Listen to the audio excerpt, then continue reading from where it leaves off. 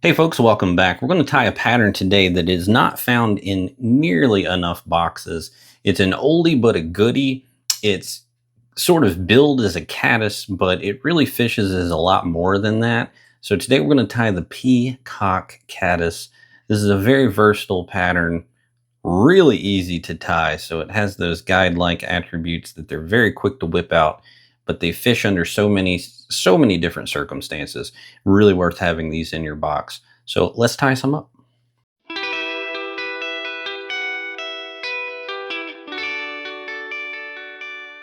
Size wise here, you can really experiment with this because this thing can fish in a caddis hatch, but it can also really mimic some terrestrials and different things.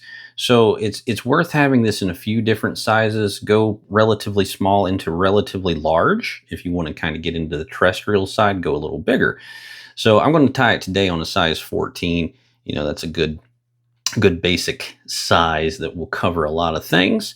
So let's get started. I'm going to start dressing this bad boy with a little bit of black thread.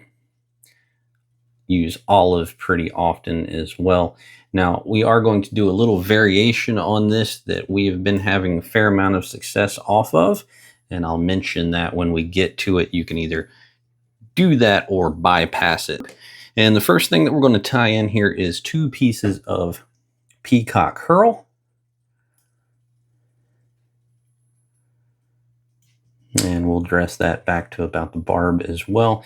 And I'm going to advance that thread up to around the 1/3 portion or so. So we're going to go a little past half.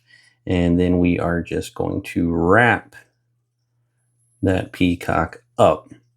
When you're working with peacock, one thing to always remember is if you look closely, you will notice that there's generally one side of these feathers that don't really have any fibers on them. If you make sure to have that sort of fiberless, side of the stem facing up, you'll get a nice full body. It's kind of like, imagine a hackle where one side of all of the fibers have been stripped. It's very similar to that. So you want to lay it to where when you wrap it, that stem will be on the hook and the peacock herl will be up. A pattern like this, I do not worry about that because actually if you get a little bit of that that stem showing, it actually gives it kind of a shell casey look, kind of a segmented look. So a pattern like this, I don't sweat that. If I want a really nice full peacock body like on my nymphs and things like that, I'll be very particular about that.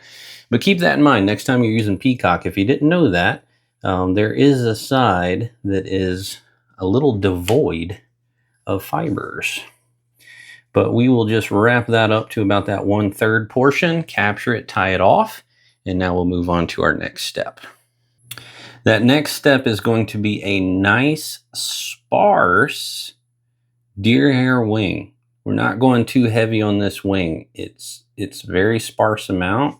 We're going to go ahead and strip out any under fur, any short hairs. I'm just going to leave the nice long heavy hairs, and by the time I strip it out, you can see I have a very small amount. And then we'll get that in the hair stacker and we'll stack that up. Once you get that stacked, we're just going to lay it right on the top, extending a little bit past the hook bend. And we're going to go ahead and capture these up at the front, wrap them in, and I'm going to take some thread wraps through these butt ends just to lock this down, keep it from rolling too much. And I'm not applying a ton of pressure back here towards the rear because I don't want that to flare out too much. So once we get that, I'll just come in and snip out those butt ends. And then we'll clean up. All right, now right here at the front, we're going to tie in a saddle hackle of choice. I tend to go just a little bit oversized here. I like this thing to be a nice high floater, nice and buggy. So I oversize my hackle just a little bit based on the hook size. And you can do this in grizzly, you can do it in brown furnace, whatever color you want. And where we vary from the original pattern is at this point here. At this point here, Generally, you would just dress this head with your thread, take your thread up to the hook eye, and go ahead and wrap that hackle. Be done with it.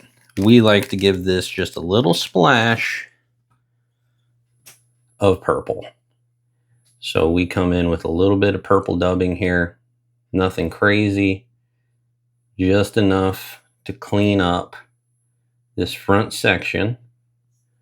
Kind of give it a little bit of a stimulator vibe. And we're just going to wrap that in just a bit, not much. There we go. Now let's go ahead and take that hackle feather and dress this up as well. Wrapping that forward, getting a nice full wrap of hackles up here. Capture that feather, tie it down, palmer everything back, and we'll just clean up this head.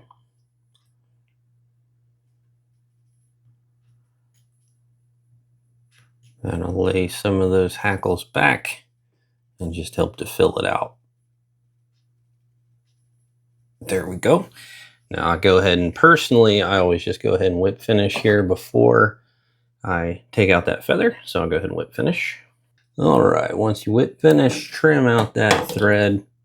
You can pop out the remainder of that feather. And there you go. This pattern is great and it's very easy to tie. This is a good one for beginners just to work on a few things. You know, get you working with some deer hair, get you working with some hackle. And it's one that if you take it out there, it's going to produce you fish. It's going to get you looks. I'm always really surprised by how few boxes this thing seems to make its way into, but it gives the fish a different look and it covers so many different things. It's a terrestrial. It can match basic hatches and all kinds of stuff. So it's a versatile pattern. Bluegills will eat about anything, but bluegills really, really like this guy. Really like this guy. If you're a pan fisherman, don't overlook this pattern because they will just blast this thing all day long. Thank you all so much always for stopping by. We greatly appreciate it.